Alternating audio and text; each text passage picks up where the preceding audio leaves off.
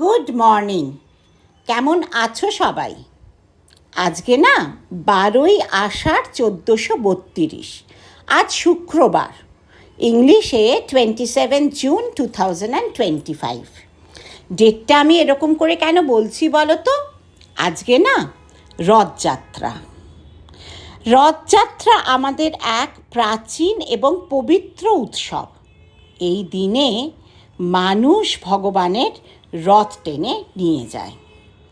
রথযাত্রা এখন পৃথিবীর বহু দেশে পালন করা হয়, কিন্তু পুরী, উড়িষ্যার রথযাত্রা বিশ্বের সবচেয়ে বিখ্যাত এবং বৃহত্তম রথযাত্রা। লক্ষ লক্ষ ভক্ত এই যাত্রায় অংশ নেন।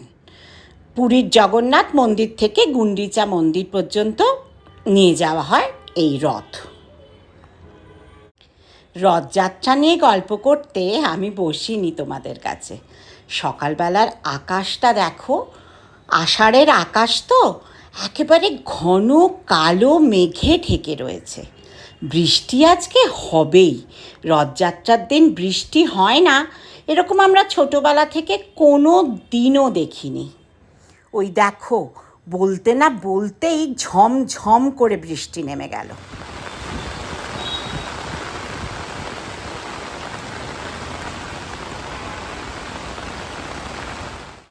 আজকে তো আমি একটু ব্যস্ত, কারণ বাড়িতে একটু পুজো, আর তাছাড়া প্রযুক্তির কল্যাণে এখন পুরীর রথ তো এখন সবার ঘরে ঘরে টিভিতে সরাসরি সম্প্রচার করা হয়, তো আমরা বাড়িতে বসেই দেখার সুযোগ পাই।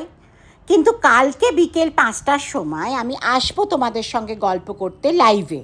রথ নিয়ে নয়, আমাদের সময় কীরকম করে এই সময়টা আমরা কাটাতাম, আর পারলে আর একটা অন্য জেনারেশনের গল্পও করব তোমাদের সঙ্গে। তাহলে ভুলে যেও না, কালকে ঠিক বিকেল 5টার সময় তোমরা আর আমি, আর সঙ্গে যদি আরেকজন কেউ থাকে, আমরা বসবো কালকে একটুখানি গল্পে আমাদের সময় রথ। আমি যদিও খুব পুরনো দিনের নয়, কিন্তু ওই সময়ের রথটা কেমন ছিল সেই গল্পটা করার জন্য।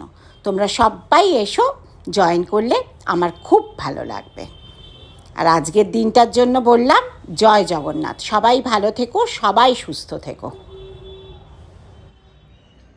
রথযাত্রা লোকারণ্য মহা ধুমধাম, ভক্তেরা লুটায় পথে করিছে প্রণাম। পথ ভাবে আমি দেব, রথ ভাবে আমি, মূর্তি ভাবে আমি দেব, হাসে অন্তর্যামী। এটা রবীন্দ্রনাথ ঠাকুরের কণিকা হইতে সংগ্রহীত ভক্তিভাজন কবিতা। তাহলে কাল বিকেল 5টায় গল্প হবে তোমাদের সঙ্গে।